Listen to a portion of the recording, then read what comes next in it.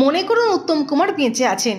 সারাদিন খাটাখাটুনির পর দুজনে একসঙ্গে বসেছেন। আপনি আজকের মতোই অর্ডার করছেন ব্র্যান্ডি। উনি কি অর্ডার করতেন? উনি বলেন উত্তম দা হুইস্কি খেতেন, হুইস্কিটাই সাধারণত ওকে খেতে দেখতাম। অথচ মজা হলো আমাকে ব্র্যান্ডি ধরিয়েছিলেন কিন্তু উনি।